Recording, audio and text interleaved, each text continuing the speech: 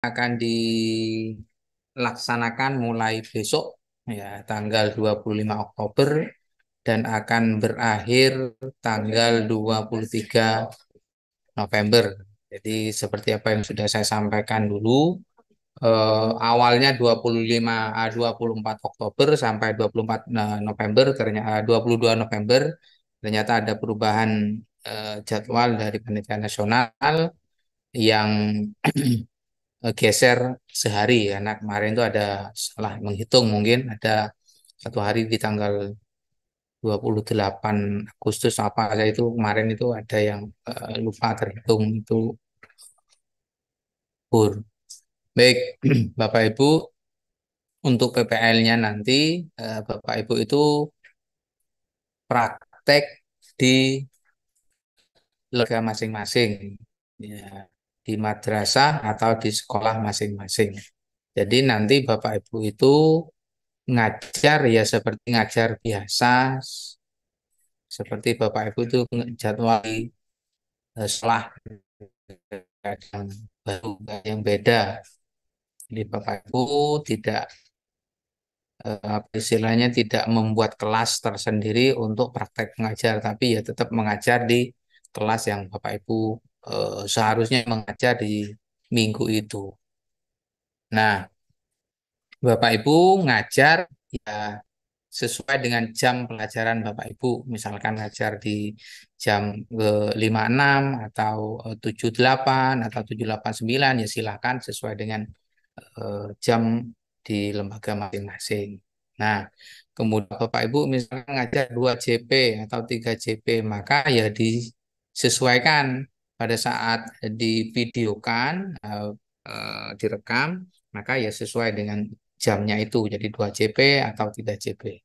Kemudian dari eh, 2 atau 3 JP tersebut itu nanti Bapak Ibu harus mengeditnya. Nah, diedit nanti 5 sampai 10 menit. Nah, nanti 5 sampai 10 menit. Terus kemudian hasilnya diupload ke YouTube. Nah, dengan catatan nanti pada saat upload jangan disetting publik ya, disetting unpublic saja, tidak publik. Tujuannya nanti kalau Bapak Ibu itu dicari oleh mesin pencarian itu tidak akan kedetek video yang diupload oleh Bapak Ibu. Karena nanti belum maksimal. Sehingga Bapak Ibu itu kalau bisa usahakan settingnya nanti pada saat diupload ke YouTube itu unpublic, tidak publik. Nah, kalau dibuat publik, Bapak Ibu itu pada saat dicari di mesin pencarian, nama Bapak Ibu semuanya akan muncul. Yang jelek-jelek semuanya akan kelihatan. Sehingga Bapak Ibu itu yang tidak bagus, yang masih perlu diperbaiki, nanti bisa Bapak Ibu yang penting hanya dosen atau guru pamong saja yang tahu video itu. Yang lain selain guru pamong dan selain dosen itu tidak perlu tahu. Nah, itu nggih. Jadi nanti Bapak Ibu itu akan 3 kali praktek seperti yang sudah saya sampaikan. Praktek yang pertama nanti Bapak Ibu itu akan praktek di PPL 1 modul ajar 1. Praktek yang kedua itu nanti akan praktek di PPL 1 modul ajar yang kedua. Dan praktek yang ketiga itu nanti Bapak Ibu itu adalah PPL 2 yang di P5 untuk PAI dan P5 PPRA untuk madrasah. Nah, gitu nggih Bapak Ibu. Waktunya sama seperti yang saya sampaikan di awal-awal itu nanti pelaksanaan praktek yang pertama itu 25 Oktober sampai 2 November. Sehingga materi Bapak Ibu yang harus diajarkan, modul ajar yang disiapkan itu harus materi yang ada di antara 25 sampai 20 apa 2 November. Itu praktek yang pertama. Praktek yang kedua, Bapak Ibu itu nanti modul ajar yang kedua. Pelaksananya kapan? Pelaksananya itu adalah tanggal 3 sampai dengan 11 November. Jelas.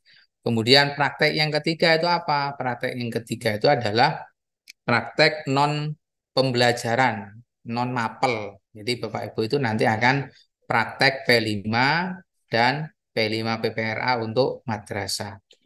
Nah, itu ya. Jadi prakteknya yang ketiga itu sama, divideokan lengkap, kemudian nanti diedit 5 sampai 10 menit saja, kemudian diupload ke YouTube.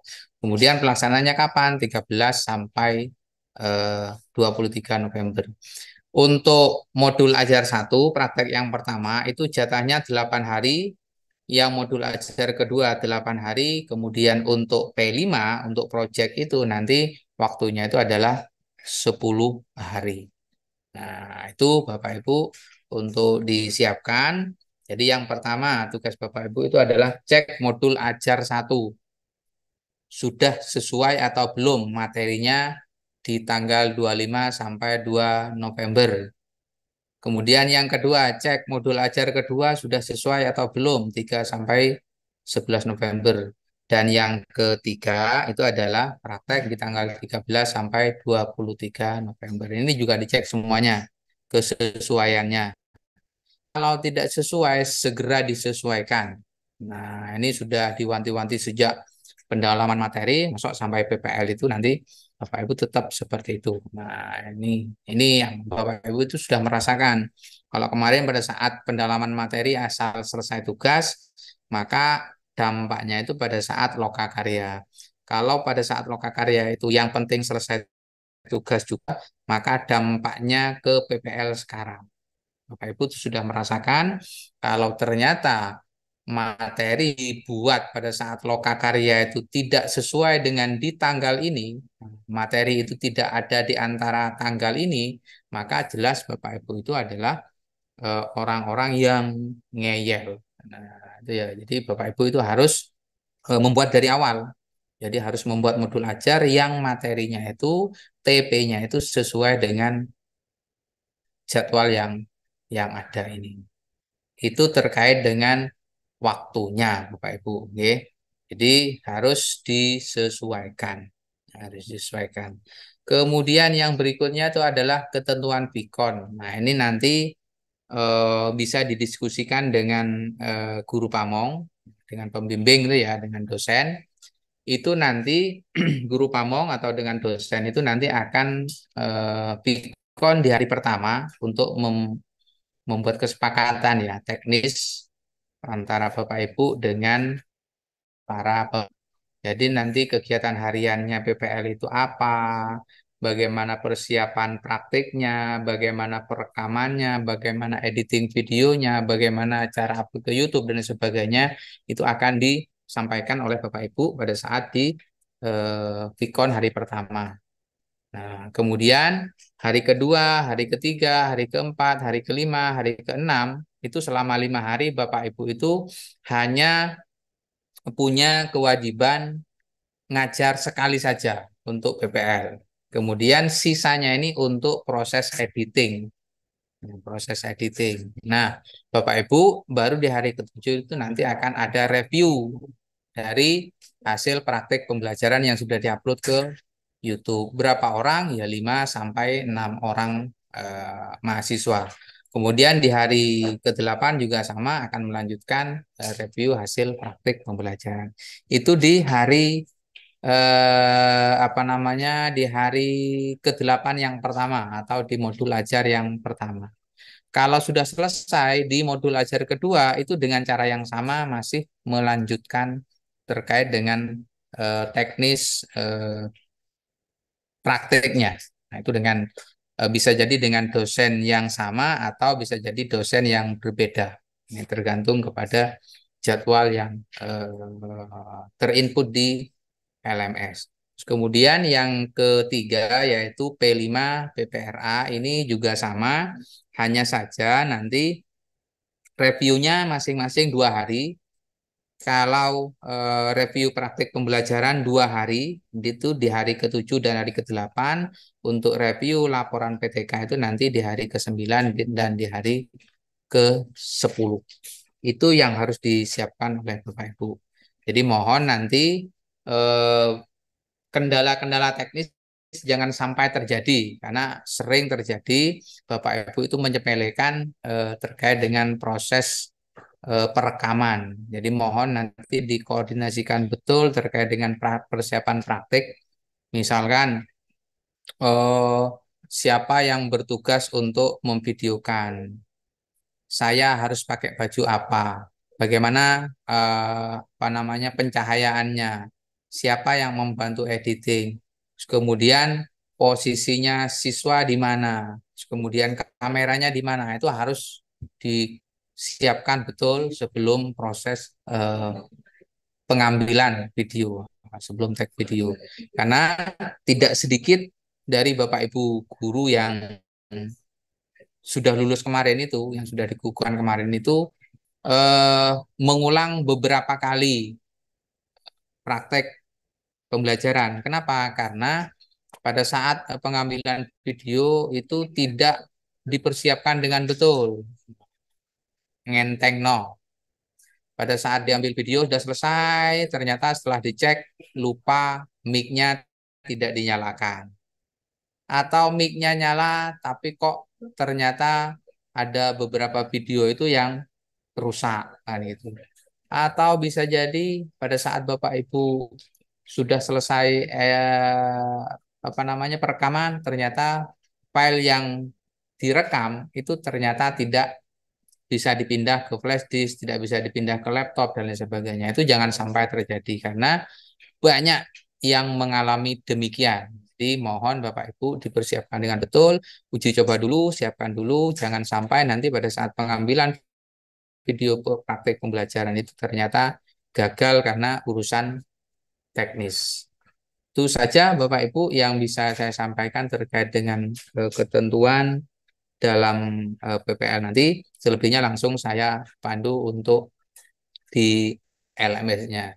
Jadi catatannya hanya ini Bapak Ibu.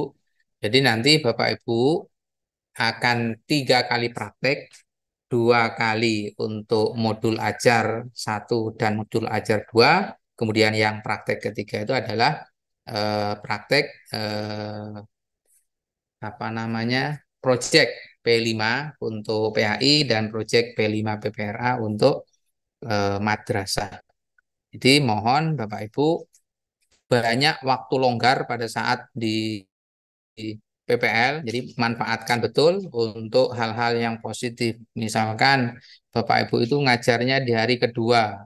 Hari pertama itu kan koordinasi dengan kepala sekolah atau kepala madrasah, teman sejawat atau tim yang akan membantu saat memvideokan.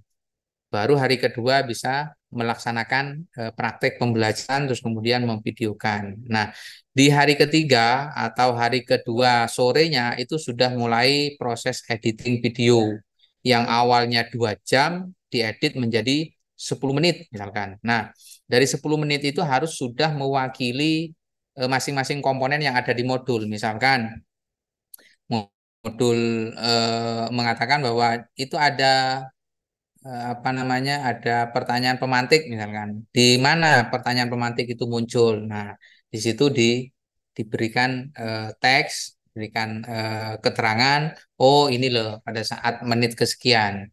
Kemudian pada saat eh, guru itu mengucap salam atau membuka pelajaran itu ada nggak?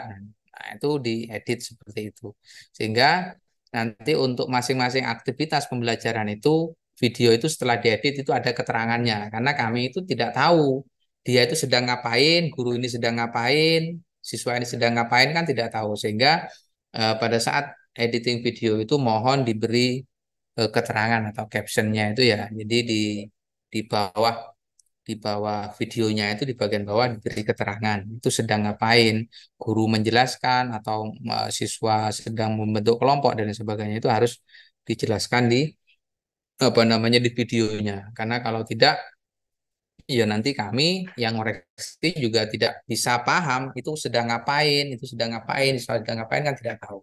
Nah, itu yang harus disiapkan oleh Bapak Ibu mulai hari ini. Tolong Bapak Ibu yang punya tripod dicari lagi, mungkin sudah lupa. Kalau tidak punya selama PPL, selama perekaman itu mohon untuk ya mencari alat atau pinjam lah. Atau kalau enggak ya beli kan murah atau tripod ya sekiranya bisa digunakan untuk merekam. Alat rekamnya tidak harus yang terbaik itu ya, pakai HP tidak masalah, yang penting pencahayaannya bagus, pencahayaannya bagus, suaranya bagus, kemudian nanti pada saat diedit itu gambarnya kualitasnya itu bagus. Jadi tidak harus menggunakan handycam yang bagus, itu nggak harus, bisa pakai HP, yang penting hasil editingnya kualitasnya tidak apa istilahnya, tidak kurang, masih bisa dinilai atau bisa dinikmati lah gitu. Itu Bapak Ibu. Terus kemudian terkait dengan siapa yang membantu dalam proses pembelajaran, ya silakan Bapak Ibu sudah atur sendiri siapa yang bagian fotografernya, siapa yang bagian merekam, siapa yang bagian mengondisikan dan sebagainya, siapa yang bagian pencahayaan, itu silakan Bapak Ibu diatur sendiri. Nah, gitu nggih. Jadi intinya Bapak Ibu itu pada saat PPL itu nanti praktek ngajar seperti biasa di kelas masing-masing. Nah, siswanya ya siswanya sendiri, kemudian divideokan, dan yang dipraktekkan itu adalah materi modul ajar 1, modul ajar 2, dan proyek P5 PPA. Itu nggih. Jadi kalau kemarin modul ajarnya tidak cocok, harus dicocokkan sekarang, harus membuat ulang, harus membuat dari awal. Nah, itu sudah resiko. Nah, gitu. Itu yang pertama. Yang kedua, apabila Bapak Ibu itu melaksanakan PTK, bisa dipilih PTK-nya itu nanti di modul ajar 1 atau di modul ajar 2. Nah, itu harus ditentukan oleh Bapak Ibu. Karena kalau tidak, Bapak Ibu itu akan kebingungan. Misalkan saya modul ajar 1, nanti akan PTK. Nah, modul ajar 1 itu apa? Misalkan metodenya PBL, maka ya nanti pada saat Bapak Ibu itu ngajar, setelah selesai kan videonya kan masih utuh 2 JB atau 3 JB itu. Nah, itu yang dianalisis nanti video yang utuh itu, yang diedit, yang disetorkan ke kami, yang dianalisis oleh Bapak Ibu itu adalah yang utuh selama 2 JB atau 3 JB itu. Nah, kalau dari hasil analisis itu nanti ternyata tidak berhasil, kriteria keberhasilannya tidak tercapai, maka Bapak Ibu itu lanjut ke siklus yang kedua. Yang siklus kedua itu kan jadwalnya crash dengan prakteknya modul ajar 2, Pak. Berarti jangan di-crashkan dengan modul ajar 2. Dibuat begini saja. Misalkan begini. Eh, Bapak Ibu ngajar kelas 7A dan juga mengajar 7B. Nah, rencana Bapak Ibu misalkan yang mau dijadikan praktek PPL itu adalah 7A. Maka Bapak Ibu itu untuk modul ajar 1 ya dipraktekkan di kelas 7A. Terus kemudian ternyata setelah dianalisis kok tidak berhasil. Nah, maka lanjut siklus kedua. Nah, siklus kedua ini tetap dilanjutkan di kelas 7A. Nah, di minggu berikutnya dengan materi yang berbeda. Ya, karena lanjutan dari materi itu. Tinggal Bapak Ibu itu perbaiki kekurangan-kekurangan dari ketidakberhasilan di siklus yang pertama. Kemudian Bapak Ibu mungkin akan tanya, lah modul ajar kedua diajarkan ke siapa Pak? Kan awalnya mau diajarkan ke kelas 7A juga. Cuma karena dipakai untuk PTK, maka tidak bisa diajarkan dengan 2 metode, tapi materinya sama. Lucu kan? Gampang saja nanti modul ajar yang kedua diajarkan ke kelas 7B-nya. Jadi yang kelas 7A tetap melanjutkan pertemuan berikutnya, siklus kedua, tidak perlu diedit hasil videonya nanti. Tinggal dilihat yang kelas 7A ini, tinggal dilihat, dianalisis apakah sudah mencapai keberhasilan atau belum. Kalau sudah, berarti sudah aman.